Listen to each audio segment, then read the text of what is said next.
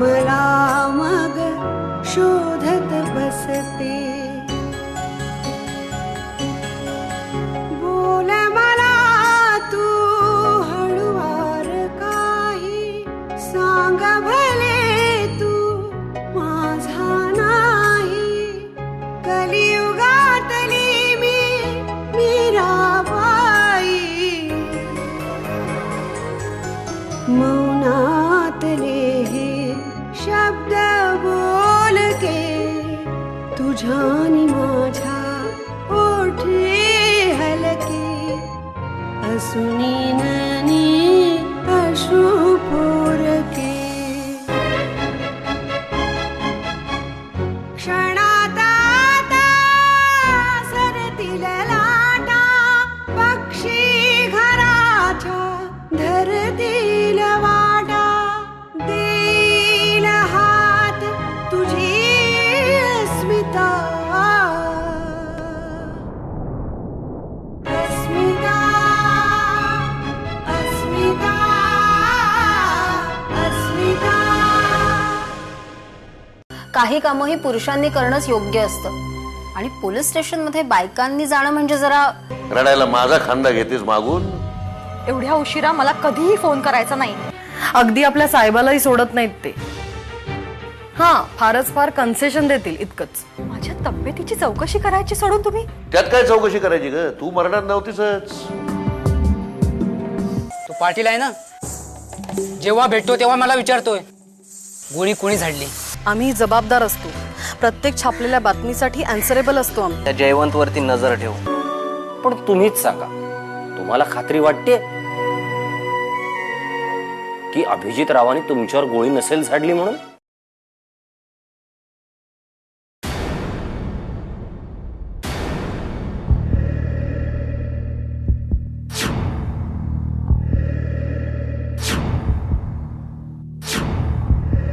कव्वाची वाट बघत उभा राहिलास?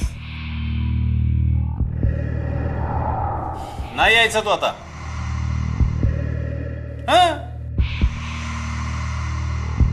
त्यानेच मला पाठवलं तुझ्याकडे निरोप द्यायला. हो साहेब, तुम्ही काय बोलताय? मला काहीच कळत नाहीये. हो, मी ते बस टाइमपास करायला आलोय. मी टाइमपास करायला चालूय.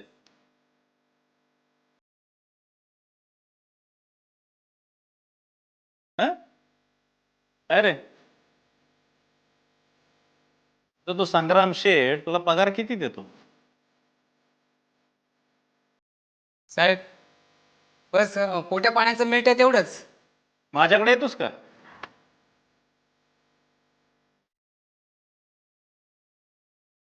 संग्राम शेठ पेक्षा डबल पैसे देतो मी. काय करायचं? त्याच्याकडे काय करतोस तेच करायचं. मला जर तू खरं सांगितलंस तर मागशील तेवढे पैसे देईन. आता बोल, वनितावर गोळी कोणी झाडली?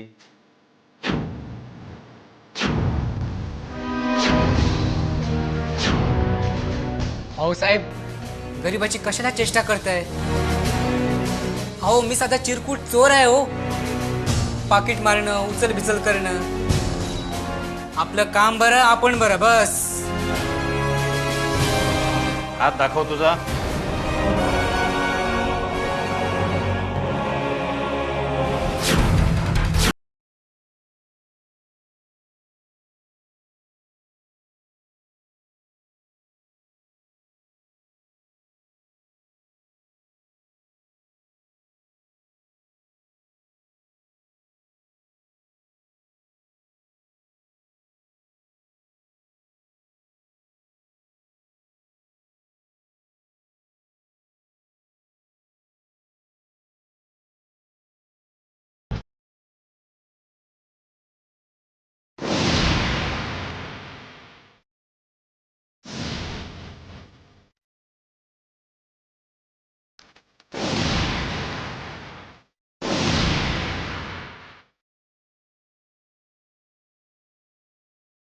आहे काय? माझ्याकडं या मापाचा हातकडी आहे. बोल, कधी नेऊ तुला?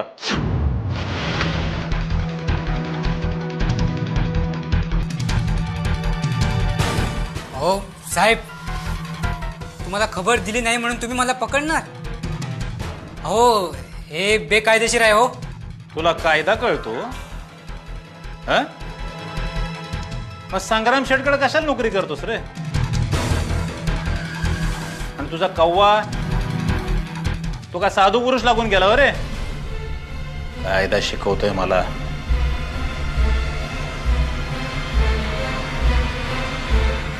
तुला एक सांगतो, तुझ्या कव्वाच्या आणि संग्राम शेठच्या मापाची बेडी आमच्याकडे तयार आहे. जा, माझा निरोप सांग त्यांना. चल लेख.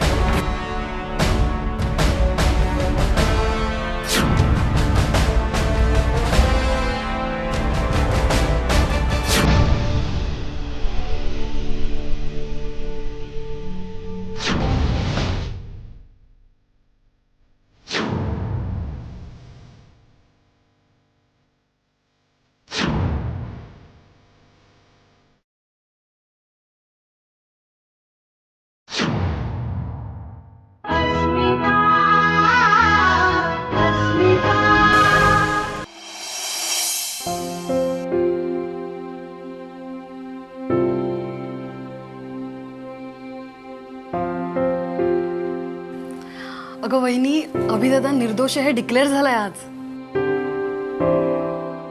काय काय सांगतेस? अगं मग आले कसं नाहीत अजून भाऊजी घरी? नाही, येईलच इतक्यात. म्हणजे मी इन्स्पेक्टर पाटलांना फोन केला होता. हां, एव्हाना यायला हवं घरी. चला. अभिजित भाऊजी निर्दोष आहेत ही गोष्ट सिद्ध झाली ना, हीच सगळ्यात आनंदाची बातमी आहे. नाहीतर अख्ख्या जहागीरदार घराण्याची प्रतिष्ठा धुळीला मिळाली असती. जे झालं ते झालं, पण यापुढे त्या दोघांच्यात मतभेद होणार नाही याची काळजी घ्यायला हवी आपण. आपण समजावून बघायचं, पण बबडे, अगं प्रत्येक घरात नवरा बायकोंमध्ये मतभेद होतातच. आपण कितीही समजावून सांगितलं तरी यापुढे त्यांच्यात मतभेद होणार नाहीत याची काय गॅरंटी आहे? आपण एकदा प्रयत्न करायला काय हरकत आहे? अमिषा, तू म्हणतेस ते मला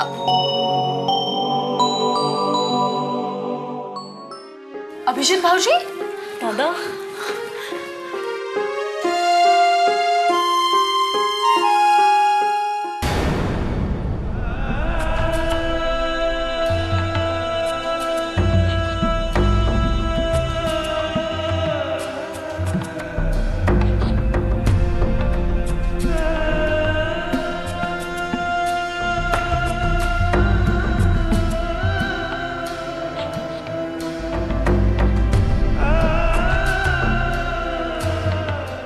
भाऊजी, जे काय घडलंय ते प्लीज विसरून जा.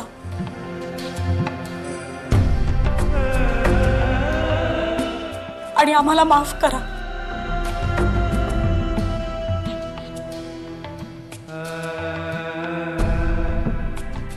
आणि दादा, वनिता वहिनीलाही माफ कर रे.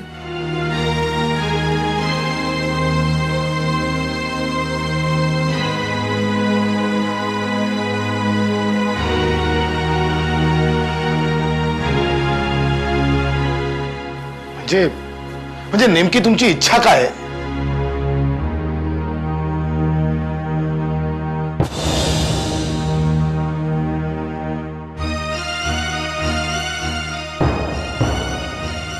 म्हणजे भाऊजी,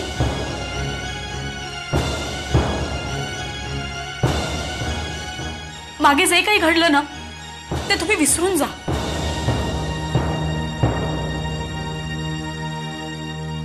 तुम्ही आपसातले गैरसमज दूर करा आणि पुन्हा नव्याने आयुष्याची सुरुवात करा.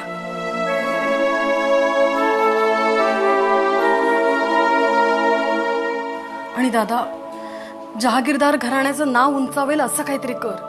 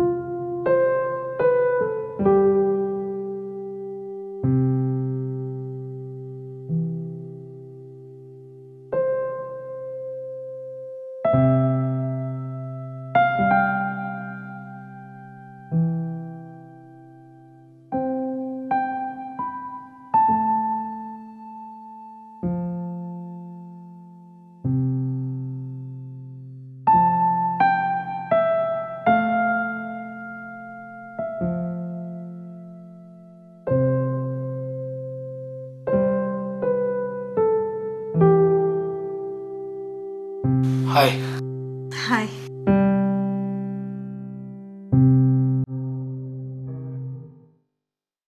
कशी आहेस?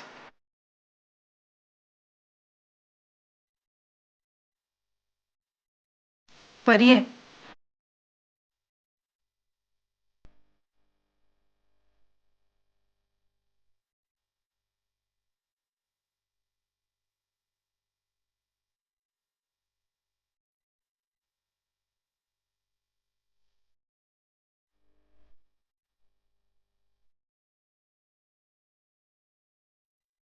I'm sorry.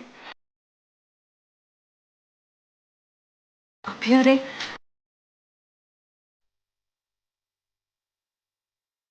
आता बोलण्यासारखं बरंच काही आपल्याकडे आहे. तरी पण आपण जरा कमीच बोलूया.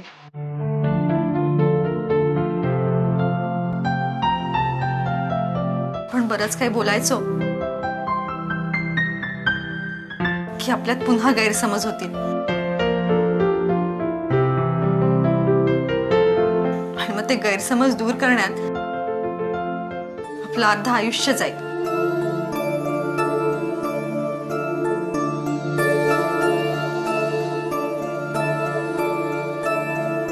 हे बघ काल काय घडलं हे आठवत जगण्यापेक्षा उद्या आपण कसं जगूया हे ठरवलं तर.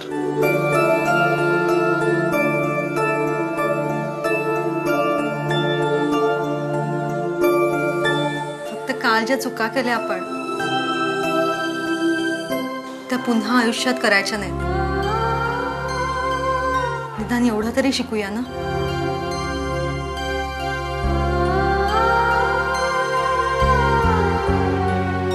अभि,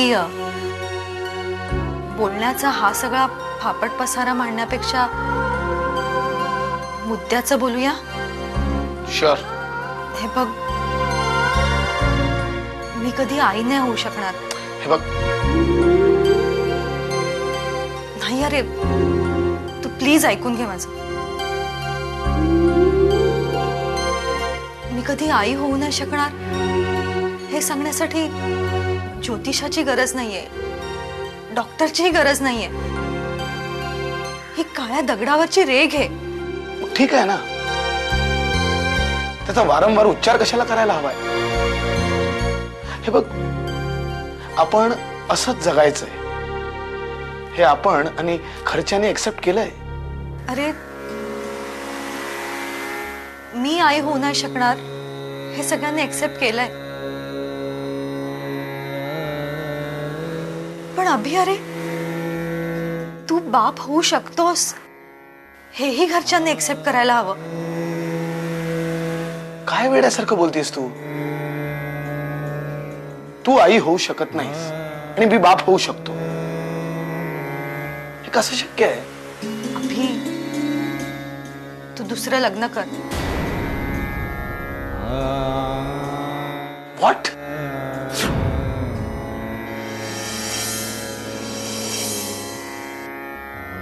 बरोबर ऐकलेस तू. हे बघ, मी तुझ्यासाठी एक खूप चांगली मुलगी शोधेन, तुमचं लग्न लावून देईन. तुम्हा दोघांना मूल झालं ना की हळूच तुमच्या संसारातून मी निघून जाईन. हे बघ वनिता, हे सगळं सिनेमात बरं वाटतं, बघायलाही छान वाटतं, पण प्रत्यक्षात ते. अरे, तू साथ दिलीस ना तर हे काही सगळं सगळं शक्य आहे. मी हे सगळं खूप मनापासून बोलते रे. हे बघ, माझ्या करताना एवढा त्याग नको करूस. माझी लायकी नाहीये कधी. आणि या अगोदर पण मी फार त्रास दिलाय तुला. आणि म्हणूनच असं पातक मला करायला भाग पडू नकोस.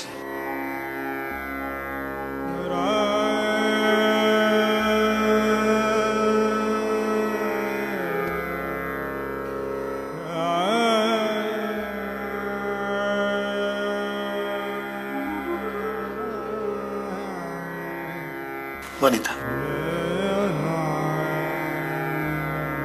वनिता, हे बघ, तू आई होऊ शकत नाहीस. मलाही बाप नाही व्हायचं. पण प्लीज प्लीज अशी जगावेगळी भीड मला घालू नकोस प्लीज.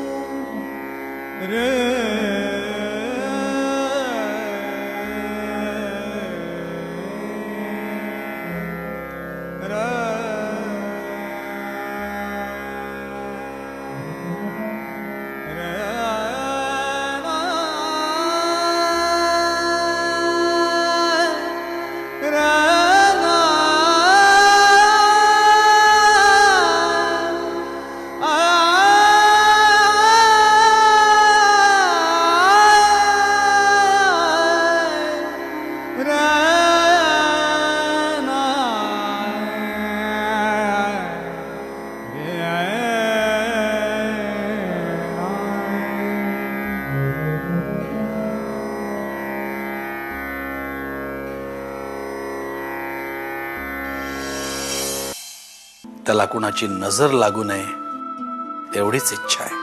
जयवंतच साला एकदम गायबच झाला हो. या जोडप्याकडून तुझी वेगळी अपेक्षा असेल. त्या आबीवर गोळी झाडायला तू गेलेलास, पण गोळी वनिताला लागली.